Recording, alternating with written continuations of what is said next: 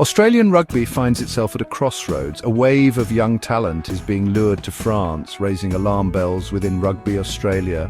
This exodus of promising players, many barely out of their teens, is seen as a significant threat to the future of Australian rugby. The allure of lucrative contracts and the promise of top-level competition are proving irresistible for these young athletes.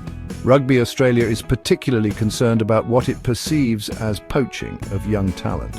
The governing body argues that French clubs are actively targeting young Australian players, often before they have even had a chance to establish themselves in Super Rugby. This aggressive recruitment strategy, Rugby Australia claims, is undermining the development pathways in Australia and depriving the Wallabies of potential future stars. The financial disparity between the top 14 in France and Super Rugby in Australia is undeniable. French clubs, backed by wealthy owners, can offer significantly larger contracts, making it difficult for Australian teams to compete. This financial gulf is a major driver behind the exodus, as young players are drawn to the opportunity to secure their financial futures. The departure of players like Heinz Lamoto and Malachy Hawkes has fueled Rugby Australia's concerns. Lamoto, a highly rated scrum half, signed with Toulouse at just 18, while Hawkes, a promising fly half, left for France at 22.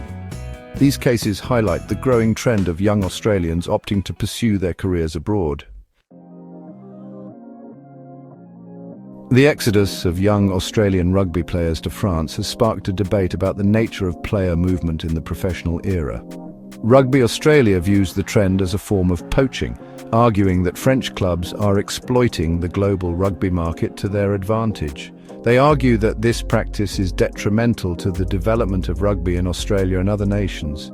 French clubs and agents, however, counter that the movement of players is simply a consequence of globalization. They argue that rugby, like other professional sports, operates in a free market where players are free to pursue the best opportunities.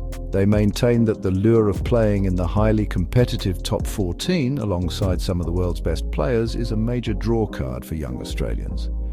The debate hinges on the balance between the rights of players to pursue their careers freely and the need to protect the interests of national unions.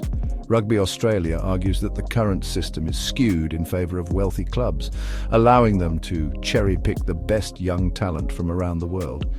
This, they contend, creates an uneven playing field and threatens the long-term health of the game. The issue of player movement is complex and there are valid arguments on both sides. While Rugby Australia's concerns about the impact on Australian rugby are understandable, it is also important to acknowledge the rights of players to make decisions about their own careers. Finding a solution that balances these competing interests will be crucial for the future of the game. The steady stream of young talent heading to France has put pressure on Rugby Australia to reconsider its eligibility rules. Currently, these rules prioritise players based in Australia or those with a significant number of test caps.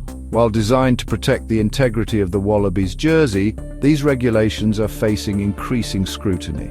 The emergence of players like Tom Lynagh, the son of Australian rugby legend Michael Lynagh, has further fueled the debate.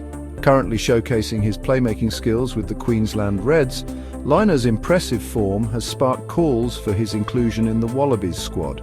However, under current rules, he would need to return to Australia to be eligible for selection. Rugby Australia is now faced with a dilemma.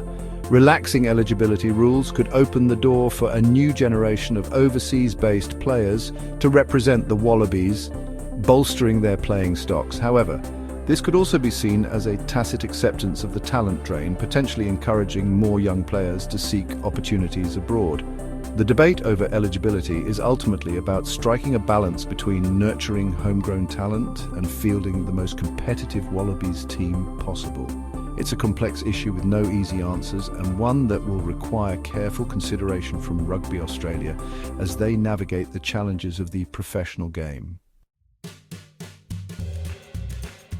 While the exodus of young talent to France is a concern, Australian rugby can take solace in the emergence of promising players on the domestic scene. The development of these players offers hope for the future, demonstrating that the pathways to the top are still producing quality individuals. Harry Potter, a dynamic winger from the Western Force, has been a standout performer in Super Rugby, showcasing his try-scoring prowess. His performances have put him firmly in contention for a Wallabies call-up, demonstrating the depth of talent emerging from the domestic competition. The continued development of players like Liner and Potter is crucial for the long-term health of Australian rugby. If Rugby Australia can provide a clear pathway to the top and create a competitive domestic competition, they can stem the flow of talent overseas and build a bright future for the Wallabies. Investing in grassroots rugby, strengthening the academy system, and ensuring that Super Rugby remains a world-class competition are all key to nurturing homegrown talent. By focusing on these areas, Rugby Australia can ensure that the production line of Australian rugby talent continues to thrive.